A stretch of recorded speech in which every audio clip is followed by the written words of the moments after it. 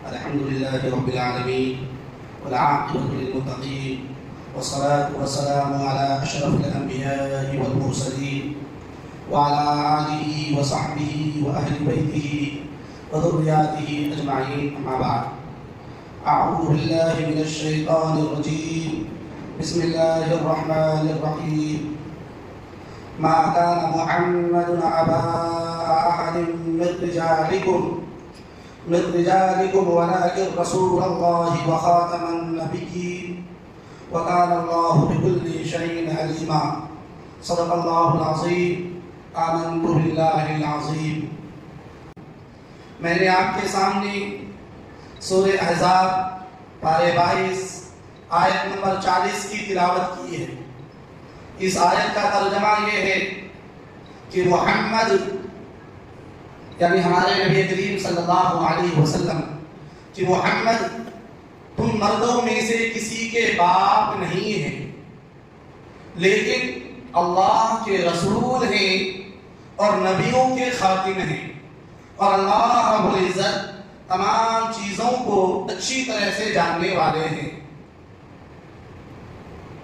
یہ آیت 2 لائن کی آیت ہے، لیکن بڑی جامع معنی آیت ہے. ہم اور آپ اس بات سے بخوبی واقف ہیں کہ ابھی جو مہینہ ختم ہوا، ربیع الاول کا مہینہ ختم ہوا. اس مہینے کے اندر ہر مکتب فکر کے مسلمان، چاہے مسجد میں ہو، مدارس میں ہو، عیدگاہوں میں ہو، سیرت النبی صلی اللہ علیہ وسلم کے عنوان پر جلسے دینی محفلیں منعقد کرتے ہیں اور اللہ کے رسول صلی اللہ علیہ وسلم کی سیرتوں کو بیان کرتے ہیں. اور اب جو مہینہ آغاز ہوا، یہ ربیع الثانی کی آج کی 2 تاریخ ہے. یہ مہینہ بھی بڑا سرخیز مہینہ ہے.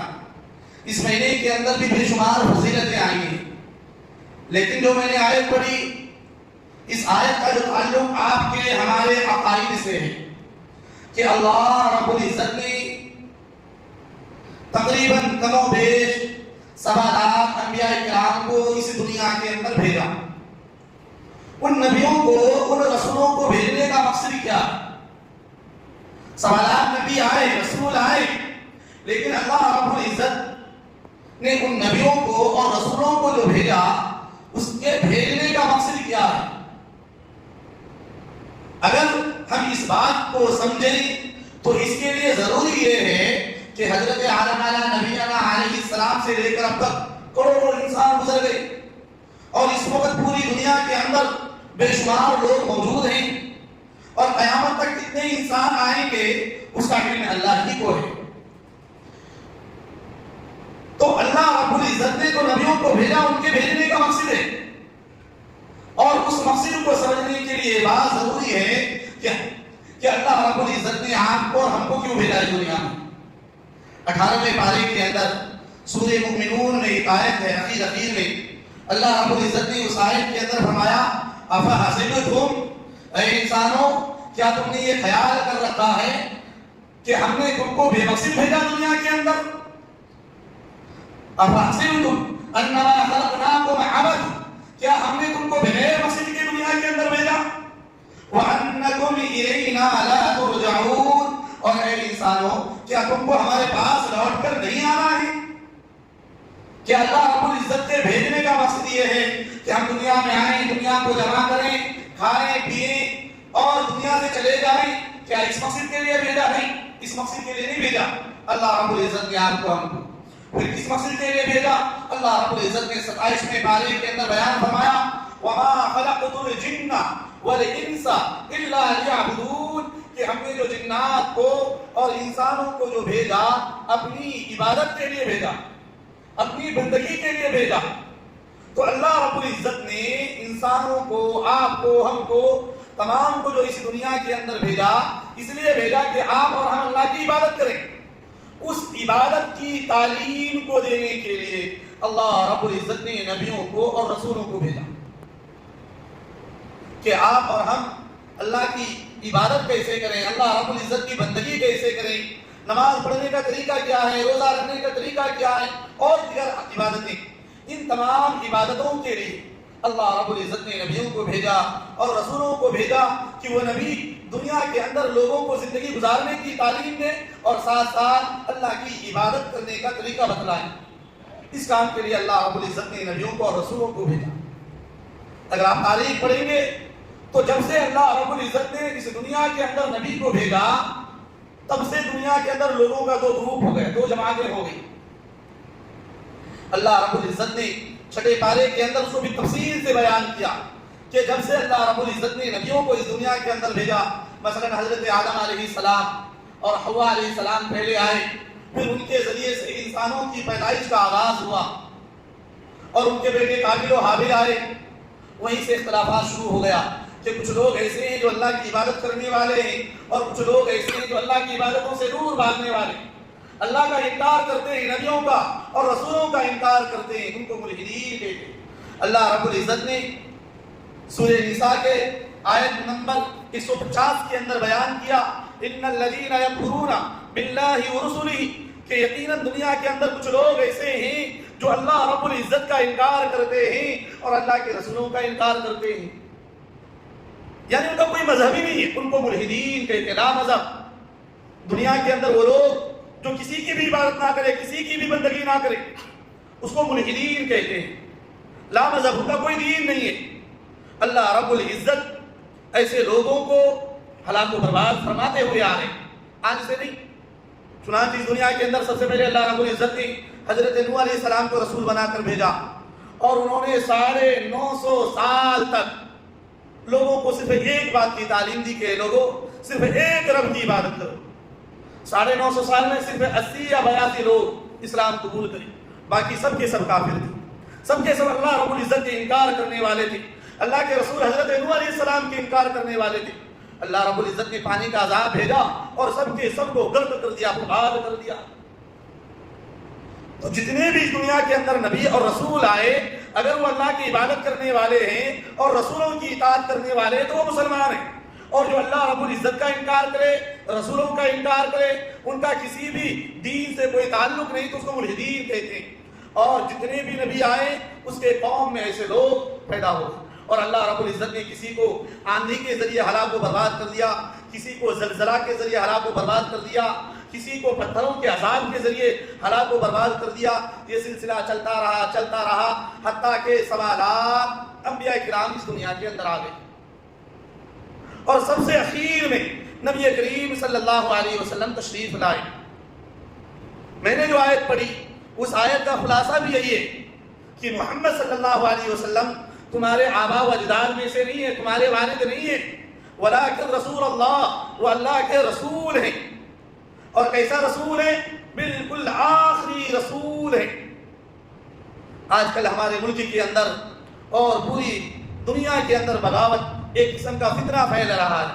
اور وہ فتنہ یہ ہے کہ وہ لوگ نبی کریم صلی اللہ علیہ وسلم کی شان مطہرہ میں یا تو گستاخیاں کرتے ہیں یا پھر نبی ہونے کا دعویٰ کرتے ہیں یا پھر رسول ہونے کا دعویٰ کرتے ہیں، جبکہ اس آیت کے اندر اللہ رب العزت نے اس بات کو بیان کیا کہ جو محمد ہیں وہ تم مردوں میں سے کسی کے باپ نہیں ہیں،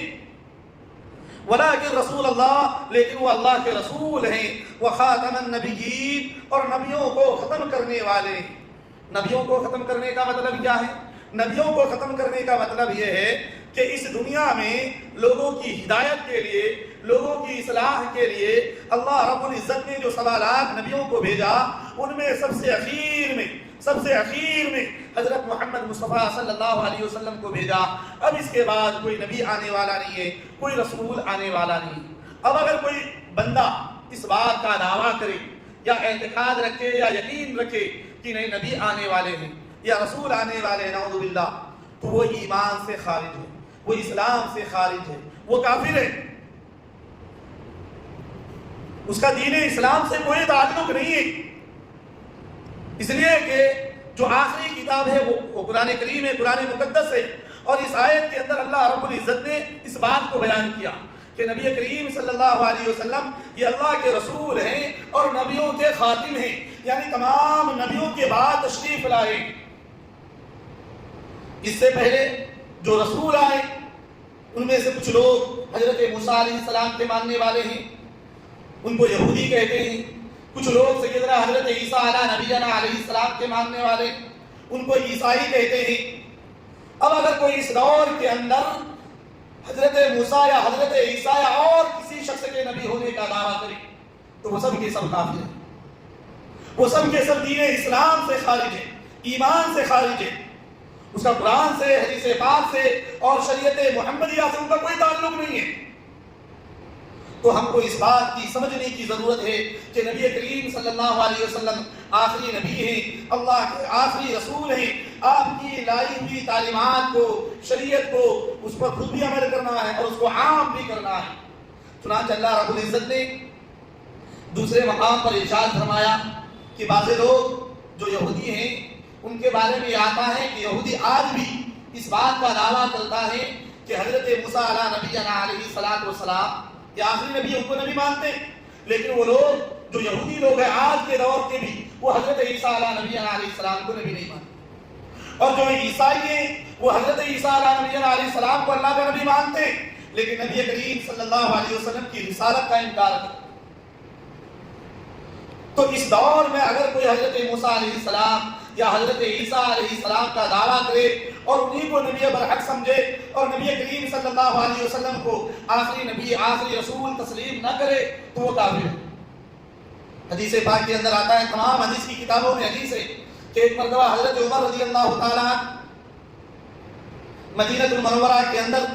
بنی قریظہ کے ایک قبیلہ کا مدینہ کے اندر، اس قبیلے کے اندر گئے جو ان کے دوست تھے، تو ان کے دوست نے حضرت عمر رضی اللہ تعالیٰ عنہ سے درخواست کی کہ تورات وہ کتاب جو اللہ رب العزت نے حضرت موسیٰ علیہ السلام پر نازل فرمایا تھا، اس کتاب کے کچھ لکھی ہوئی آیتیں حضرت عمر رضی اللہ تعالیٰ عنہ کو دیا، اور حضرت عمر سے پھر فرمایا کہ عمر آپ جائیے اور اس پیغام کو تمہارے جو آخری نبی ہیں محمد مصطفیٰ صلی اللہ علیہ وسلم ان کو سنائیے۔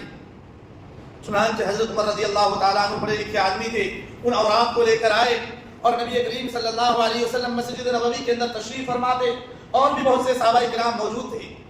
حضرت عمر رضی اللہ تعالیٰ عنہ آنے کے بعد اللہ کے رسول کو سلام کیا، اور سلام عرض کرنے کے بعد فرمایا، یا رسول اللہ میں قبیلہ بنو قریظہ سے ابھی آیا، اور ان ورق کو پڑھنا شروع کر دیے۔ نبی کریم صلی اللہ علیہ وسلم کا چہرہ انور غصہ سے بالکل لال ہو گیا اور سرخ ہو گیا۔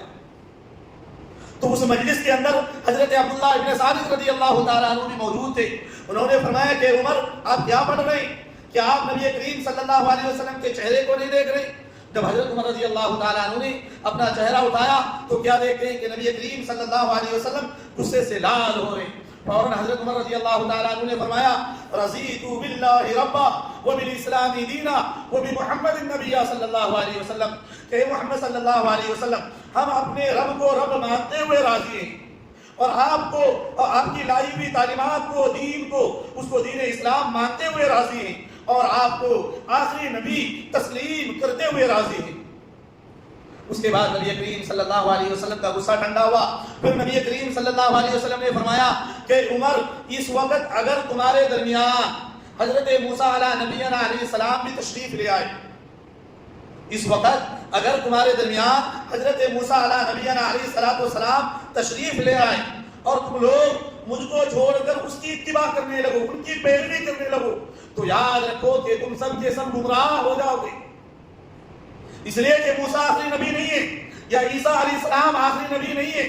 بلکہ آخری نبی میں ہوں، یعنی محمد صلی اللہ علیہ وسلم۔ اس لیے موسیٰ علیہ السلام کے لیے بھی، عیسیٰ علیہ السلام کے لیے بھی، بلکہ تمام کے تمام نبیوں کے لیے اور پوری امت کے لیے اس بات کا اعتقاد رکھنا، یقین رکھنا کہ محمد اللہ رب العزت کے آخری نبی ہیں، اللہ کے آخری رسول ہیں۔ اگر کوئی بندہ محمد صلی اللہ علیہ وسلم کو چھوڑ کر کسی اور کو نبی مانے یا نبی تسلیم کرے یا رسول تسلیم کرے تو نعوذ باللہ من ذالک وہ کافر ہے، وہ دین اسلام سے خارج ہے۔ اللہ رب العزت نے فرمایا کہ محمد یہ تم مردوں میں سے کسی کے باپ نہیں ہیں، ولیکن رسول اللہ، یہ اللہ کے رسول ہیں، وخاتم النبیین، اور نبیوں کے ختم کرنے والے۔ جب ہمارے نبی کریم صلی اللہ علیہ وسلم پیدا ہوئے تو پیدائشی طور پر آپ کے دونوں منڈوں کے درمیان، دونوں کندھوں کے درمیان پیٹھ کے اندر ایک مہر لگی ہوئی تھی، اور اس مہر کے اندر لکھا ہوا تھا محمد الرسول اللہ، کہ محمد اللہ کے رسول ہے۔ بعض صحابہ کرام فرماتے ہیں حضرت علی رضی اللہ تعالیٰ عنہ فرماتے ہیں کہ اس مہر کے اندر لکھا ہوا تھا خاتم النبیین، کہ آپ نبیوں کے ختم کرنے والے۔ کیا مطلب؟ جب ہم دنیاوی اعتبار سے کسی کو کوئی لیٹر یا خط لکھتے ہیں تو خط لکھنے کے بعد اخیر میں دستخط کر دیتے ہیں یا اس پر مہر لگا دیتے ہیں،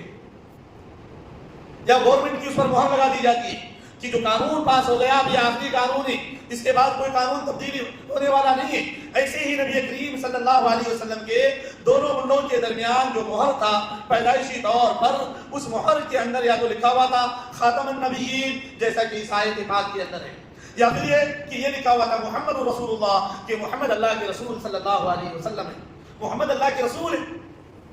تو ہمیں اور آپ کو اس بات کا اعتقاد بھی رکھنا ہے اور یقین بھی رکھنا ہے اور نبی کریم صلی اللہ علیہ وسلم کی تعلیمات کو عام بھی کرنا ہے۔ آج کل اگر آپ دیکھیں گے تو LKG UKG سے لے کر 10 کلاس تک جتنے بھی اسکول ہیں، چاہے تلنگانہ کے اندر ہو یا آندھرا کے اندر ہو یا ہندوستان کے اندر ہو، اکثر و بیشتر اسکول عیسائی لوگوں کے قائم کردہ ہیں، اکثر اسکول۔ اور وہ بچے جو ابتدائی طور پر 2.5 سال 3 سال 3.5 سال کے ہوتے ہوئے ہم ان کو دنیاوی تعلیم کے لیے ڈال دیتے ہیں، تعلیم دینا منع نہیں ہے، دیجیے، لیکن ان عیسائیوں کا مقصد یہ ہے جو اسکول قائم کرتے ہیں کہ 3 سال سے لے کر 11 سال تک 12 سال تک 15 سال تک جب ہم ان کے سامنے جو اس دنیا کی تعلیم کو پیش کریں گے اور دنیا کی تعلیم کے ساتھ ساتھ ان کتابوں کے اندر جو تصویریں ہیں، چاہے عیسیٰ نبی علیہ السلام کے نعوذ باللہ وہ لوگ جو تصویر بنا کر رکھتے ہیں، یا حضرت مریم علیہ السلام کے، یا اس کے علاوہ اب جو قانون پاس ہوا ہے جس کے اندر جو قدیم تاریخ کو نکالنے کا حکم ہے، اور انڈیا کی تاریخ جو غیر مسلم کے جو بھی تہوار ہیں ان تہواروں کو جو ان تاریخ کی کتابوں کے اندر لکھا گیا ہے ان کو پڑھانے کو جو عام کیا جا رہا ہے، کیوں؟ تاکہ بچے کے دل و دماغ کے اندر یا تو عیسائی مذہب بن جائے یا جو اور دوسرے مذہب ہیں ان کی عبادات، ان کی تہوار، ان کے رسم و رواج بچوں کے دل و دماغ کے اندر بس جائے، یہ مقصد ہے۔ آپ تعلیم کے لیے بھیجیے، لیکن ان کے ساتھ ساتھ اپنے بچوں کو، اپنے پوترے پوتریوں کو، نوازے نوازیوں کو، خود اپنے آپ کو قرآن کریم سے اور اللہ کے رسول صلی اللہ علیہ وسلم کی تعلیمات بھی دلائیے۔ آج کل کا واقعہ پورا زور و شور کے ساتھ پھیل رہا ہے کہ جو شکیلیت اپنانے والے ہیں، جو مرزا قادیانیت کے جو چاہنے والے ہیں، ان کے نوجوان اسکول ہاسٹل والے اسکولوں کے اندر پہنچتے ہیں اور جو 9 سال 10 سال 11 سال کے بچے ہیں ان کو چاکلیٹ پیش کرتے ہیں اور ان سے دوستی کرتے ہیں، پھر ان کے سامنے تعلیم پیش کرتے ہیں کہ تم لوگ مجھ کو نبی مانو، رسول مانو، نعوذ باللہ من ذالک۔ اس بات کی تعلیم دی جاتی ہے کہ مرزا غلام احمد کو نبی مانو، اس بات کی تعلیم دی جاتی ہے کہ شکیل کو جو مہدی ہونے کا جو ہے ان کے متعلق اعتقاد رکھو، یقین رکھو، یہی اصل دین ہے۔ اللہ رب العزت ہمارے اور آپ کی نسلوں کی حفاظت فرمائے۔ ترمذی شریف کی حدیث سے اللہ کے رسول صلی اللہ علیہ وسلم نے فرمایا، ثلاثون کذابون سیکون فی امتی ثلاثون کذابون کلہم، ان قریب میری امت کے اندر 30 ایسے آدمی پیدا ہوں گے انہو نبی، جو جھوٹا نبی ہونے کا دعویٰ کریں گے۔ ترمذی شریف کی حدیث ہے، سیکون فی امتی ثلاثون کذابون کلہم یزعم انہ نبی، کہ وہ 30 کے 30 آدمی ان قریب میری امت کے اندر اس بات کا دعویٰ کریں گے، اعتقاد اور یقین رکھیں گے اور قوم کے درمیان، لوگوں کے درمیان پھیلائیں گے کہ وہ نبی ہیں۔ فرمایا نبی کریم صلی اللہ علیہ وسلم نے، انا خاتم النبیین، میں آخری نبی ہوں، میرے بعد کوئی نبی نہیں آنے والا۔ لیکن ہمارے نبی صلی اللہ علیہ وسلم کے دور میں ہی، ہمارے نبی صلی اللہ علیہ وسلم کے زمانے کے اندر ہی 2 شخص نے نبی ہونے کا دعویٰ کر دیا۔ ہمارے نبی کریم صلی اللہ علیہ وسلم کے زمانے سے لے کر قیامت تک ایسے 30 آدمی جھوٹا نبی ہونے کا دعویٰ کریں، ان میں سے 2 آدمی خود نبی کریم صلی اللہ علیہ وسلم جب اس دنیا میں تشریف فرماتے موجود تھے دعویٰ کر چکے تھے۔ ان میں سے ایک کا نام ہے اسود انسی،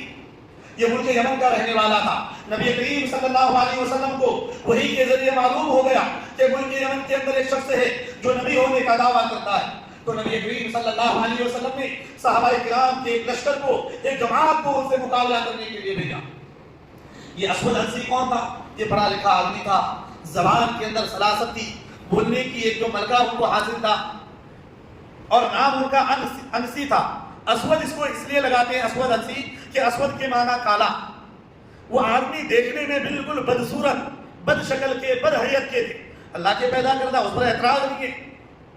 کالا ہونا یا گورا ہونا یہ سب اللہ کے پیدا کرنا ہے، لیکن وہ آدمی دیکھنے کے اعتبار سے بد شکل کے تھے، اس وجہ سے اس کو اسود کہتے ہیں، اسود انسی. ان کا ایک لقب آتا حدیث پاک کے اندر کہ لوگ ان کو ذوالخمار کہتے تھے. ذوالخمار کا مطلب اوڑھنی والا، یعنی وہ اتنا بد شکل، بد حیت کے تھے کہ وہ اپنے چہرے کے اندر نقاب ڈال کر رکھتا تھا. اور ایک حدیث پاک کے اندر آیا کہ ان کو ذوالخمار کہتے، ان کا لقب یعنی گدھے والا.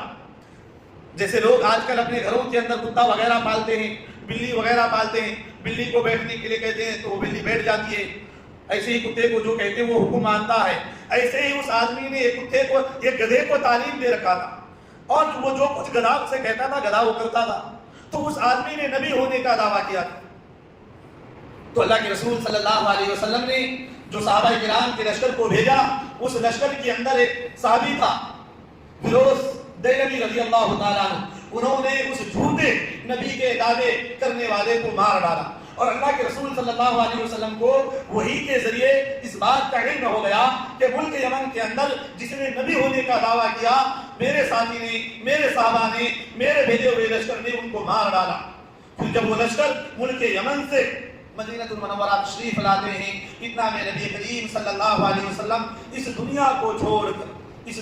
چھوڑ کر پردہ فرماتے ہیں، اور عالم جو برزخ ہے، جو ہے دوسری جو دنیا عالم برزخ، اس دنیا کے اندر تشریف لے کر گئے. 3 دنیا، ایک عالم دنیا، ایک عالم برزخ، ایک عالم آخرت. آپ اور ہم جس دنیا کے اندر جیتے ہیں اس کو عالم دنیا بولتے ہیں. مرنے کے بعد سے لے کر قیامت کے آنے تک، مرنے کے بعد سے لے کر قیامت کے آنے تک کا جو زمانہ ہے اس کو عالم برزخ بولتے ہیں. اور پھر جب قیامت قائم ہوگی، حشر کا میدان ہوگا، حساب و کتاب ہوگا، اللہ رب العزت ایمان والوں کو جنت میں ڈالیں گے اور کافروں کو جہنم میں ڈالیں گے. اس عالم کو عالم آخرت کہتے ہیں. اللہ رب العزت ہم تمام کے گناہوں کو جو معاف فرمائیں، اور اللہ رب العزت اپنے فضل و کرم سے ہم سبوں کو آخرت کے اندر جنت میں جانے کی توفیق عطا فرمائے. آمین. تو جب نبی کریم صلی اللہ علیہ وسلم اس دنیا سے تشریف لے کر چلے گئے، اس کے بعد وہ صحابہ کرام کی جماعت مدینہ المنورہ واپس آئی. ایسے ایک شخص اور تھا جو خود عرب کے اندر، سعودی عرب کے اندر، کوئی دوسرے ملک کے اندر نہیں، دوسرے اسٹیٹ کے اندر بھی نہیں، بلکہ نبی کریم صلی اللہ علیہ وسلم موجود تھے. آپ کی موجود کے اندر جو ہے عرب کے اندر ایک شخص نے نبی ہونے کا دعویٰ کر دیا تھا، اور اس کا نام تھا مسیلمہ کذاب. اللہ کے رسول صلی اللہ علیہ وسلم کے دور میں وہ بحیات تھے. نبی کریم صلی اللہ علیہ وسلم تشریف لے کر گئے. اس کے بعد حضرت ابوبکر صدیق رضی اللہ تعالیٰ عنہ خلیفہ بنائے گئے. پھر حضرت ابوبکر صدیق رضی اللہ تعالیٰ عنہ کے دور میں اس جھوٹے نبی کے دعوے کرنے والے کو حضرت ابوبکر صدیق رضی اللہ تعالیٰ عنہ کے دور خلافت کے اندر خالد بن ولید رضی اللہ تعالیٰ عنہ نے ان کو مار ڈالا اور جہنم رسید کر دیا. آج سے 150-200 سال پہلے ہمارے ملک ہندوستان کے اندر، ملک ہندوستان کے پنجاب اور پنجاب کے شہر گرداسپور کے اندر، ضلع گرداسپور، اور گرداسپور کے اندر ایک گاؤں تھا جس کا نام قادیان ہے. وہاں پر ایک شخص نے جو انگریز کے بنائے ہوئے ہیں، انہوں نے نبی کریم صلی اللہ علیہ وسلم کے بعد جو نبی ہونے کا دعویٰ کر دیا. پہلے انگریز نے تو ان کو اس بات کا جو ہے بے شمار پیسہ اور دولت دیا کہ آپ یہ فتویٰ دیجیے ہندوستانی مسلمانوں کے خلاف کہ جہاد حرام ہے. حالانکہ جہاد فرض ہے، جیسے نماز فرض، روزہ فرض، زکوٰۃ فرض، پوری زندگی میں حج فرض. اگر جہاد کا مسئلہ آ جائے تو جہاد بھی فرض، قرآن و حدیث سے اس بات کا ثبوت ہے. تو مرزا غلام احمد قادیانی کو، جس کا نام مرزا غلام احمد تھا، قادیان کے رہنے والا تھا، انگریزوں نے ان کو بے شمار مال و دولت دیا اور ان سے کہا کہ آپ یہ فتویٰ دیجیے کہ جہاد کرنا حرام ہے. جہاد فرض نہیں، جہاد کرنا حرام ہے. لیکن اس وقت کے جو علماء کرام تھے جنہوں نے انگریزوں سے جنگ لڑی اور انگریزوں کو ملک ہندوستان چھوڑنے پر مجبور ہونا پڑا، وہ جو ہے مرزا غلام احمد قادیانی اس مسئلے کو ثابت نہ کر سکے، اور جو ہے پھر انگریز کو جو ہے یہ ملک چھوڑنا پڑا. لیکن جب وہ لوگ اس ملک کو چھوڑ کر گئے، اس وقت انہوں نے مرزا غلام احمد قادیان سے یہ کہا کہ اب آپ جو ہے جھوٹے نبی ہونے کا دعویٰ کرو. چنانچہ انہوں نے جھوٹا نبی ہونے کا دعویٰ کیا، اور آج پورے ملک ہندوستان ہی نہیں بلکہ پوری دنیا کے اندر مرزا غلام احمد قادیانی کے چاہنے والے اتنے ہیں کہ آپ اس کا اندازہ بھی نہیں کر سکتے. ان کے ماننے والوں کی تعداد بڑھتی کیسے کہ وہ نوجوان جو دینی اسلام سے معلومات نہیں ہے، جو قرآن کی تعلیم سے دور ہے، حدیث پاک کی تعلیم سے دور ہے، مرزا غلام احمد کے چاہنے والے ایسے نوجوانوں سے ملتے ہیں اور ان کو روپے پیسے کی لالچ دیتے ہیں اور باقاعدہ پھر ان کو اس بات کی تعلیم دیتے ہیں کہ تم مرزا غلام احمد کے نبی ہونے کا دعویٰ کرو، تم کو ہر مہینہ اتنا پیسہ ملے گا اور ہر مہینہ تم کو ملازمت کے طور پر ملازمت ملے گی۔ اور اس کام کو کرنے والے آج ملک ہندوستان کے ہر شہر، ہر محلے کے اندر موجود ہیں۔ ابھی آپ نے سنا ہوگا کہ 1.5 سال پہلے 2 سال پہلے جو جہانگیر نگر کالونی وہاں پر ایک واقعہ پیش آیا، کچھ نوجوان جو اس مشن کو پھیلا رہے تھے پکڑے گئے۔ تو آپ کو اور ہم کو سمجھنے کی ضرورت ہے کہ نبی کریم صلی اللہ علیہ وسلم یہ اللہ رب العزت کے آخری نبی ہیں، آخری رسول ہیں۔ اب اگر کوئی بندہ مرزا غلام احمد قادیانی کے نبی ہونے کا دعویٰ کرے اور یا پھر اس دعوے کے مطابق اگر کوئی نوجوان بہک رہا ہے یا کسی کے گھر کے بچے اس قسم کی باتیں کر رہا ہے تو یاد رکھیے کہ وہ دین اسلام سے دور ہوتا جا رہا ہے۔ ایسے بچوں کو، ایسے نوجوانوں کو چاہیے کہ اپنا رابطہ ضابطہ مدرسوں سے کرے، مساجد کے اماموں سے، نائب اماموں سے، علماء کرام سے کرے، دینی مسائل کو جاننے والوں سے اپنا رابطہ اور ضابطہ رکھے، ان سے دریافت کرے کہ کیا نبی کریم صلی اللہ علیہ وسلم کے بعد کوئی نبی آنے والا ہے یا کوئی رسول آنے والا ہے یا فلاں قسم کا اس کام کو فلاں کالونی کے اندر، فلاں گھر کے اندر اس قسم کی کچھ نوجوان ہیں جو اس کام کو پھیلا رہا ہے، تو فوراً علماء کرام کو اس کی اطلاع دے تاکہ علماء کرام ان نوجوانوں سے ملے اور ان کی صحیح معنی میں رہبری کرے۔ اس لیے کہ نبی کریم صلی اللہ علیہ وسلم کا فرمان ہے اور خود قرآن مقدس کا فرمان ہے کہ محمد یہ تمہارے آباء و اجداد میں سے نہیں ہے بلکہ یہ اللہ کے رسول ہیں اور نبیوں کے خاتم ہیں۔ نبی کریم صلی اللہ علیہ وسلم جو تعلیمات لے کر آئے، ان تعلیمات کے مطابق زندگی گزارنا یہی اصل دین ہے۔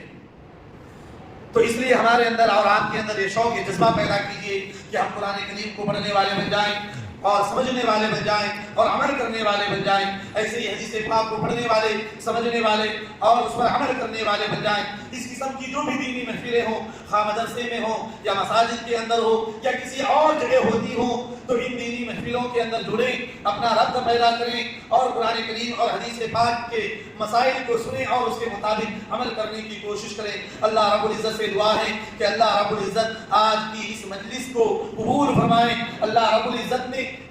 حدیث پاک کے اندر آتا ہے کہ جن بندوں سے اللہ رب العزت کو محبت ہوتی ہے انہی کو دینی مجلس کے اندر بٹھاتے ہیں۔ ہمارے اس کالونی کے اندر بے شمار مسلمان ہیں، ہزاروں کی تعداد میں، لیکن اللہ رب العزت نے ان میں سے چند کو چنا۔ اس کا مطلب یہ ہے کہ اللہ رب العزت آپ سے محبت فرماتے ہیں۔ تو جب اللہ رب العزت آپ سے محبت فرماتے ہیں تو آپ کو بھی چاہیے کہ ایسے مجلس کے اختتام پر مختصر سی دعا مانگ لیں کہ اللہ رب العزت اپنے محبوب بندوں کے دعاؤں کو قبول فرما لیتے ہیں۔ تو اللہ رب العزت اس مجلس کو کامیاب فرمائیں، آپ کے وقت کے نکالنے کو قبول فرمائیں۔ اللہ رب العزت آپ تمام کی ضروریات کو اپنے غیب کے خزانے سے پورا فرمائیں۔ اللہم صلی علی سیدنا شفیعنا حبیبنا نبینا مولانا محمد وآلہ وسلم۔ اللہم ربنا آتنا فی الدنیا حسنہ وفی الآخرۃ حسنہ وقنا عذاب النار۔ یہ مولا کریم ہمارے گناہوں کو معاف فرما دیجیے، یا اللہ ہمارے خطاؤں کو معاف فرما دیجیے۔ مولا کریم اس مجلس کے اندر جو بھی نوجوان عمر دراز بیٹھے ہوئے ہیں ہر ایک کے بیٹھنے کو قبول فرما لیجیے، ہر ایک کے حق میں مغفرت کا فیصلہ عطا فرمائیے۔ مولا آپ اس مجلس کے اندر جتنے بھی لوگ بیٹھے ہوئے ہیں ہر ایک کے گھروں کے اندر اپنی خاص رحمتیں برکتیں وسعتیں نازل فرمائیے، ہر ایک کے گھروں کے اندر اپنی خاص رحمتیں برکتیں وسعتیں نازل فرمائیے۔ جن کے گھروں میں جتنے بھی اور دیگر افراد ہیں تمام افراد کو ہر قسم کی ہر چھوٹی بڑی بیماری سے صحت و تندرستی عطا فرمائیے۔ مولا کریم جو مسلمان اس وقت اس مجلس کے اندر بیٹھے ہوئے ہیں ان تمام کے کاروبار کے اندر، ملازمت کے اندر، نوکری کے اندر ترقی عطا فرمائیے، حلال روزی عطا فرمائیے، حرام غذاؤں سے حفاظت فرمائیے۔ مولا کریم پورے ملک ہندوستان کے مسلمانوں کی جان و مال کی، عزت و آبرو کی حفاظت فرمائیے۔ مدارس کی، مساجد کی، دینی مراکز کی، دینی محفلوں کی، دینی تنظیموں کی حفاظت فرمائیے۔ جو بھی افراد جس اعتبار سے دینی خدمات کو انجام دے رہے ہیں ان تمام خدام دین کی ضروریات کو اپنے غیب کے خزانے سے پورا فرمائیے۔ مولا ہمارے ایمان کی حفاظت فرما، ہمارے عقائد کی حفاظت فرما، تقوی و طہارت والی زندگی عطا فرما، پرہیزگاری والی زندگی عطا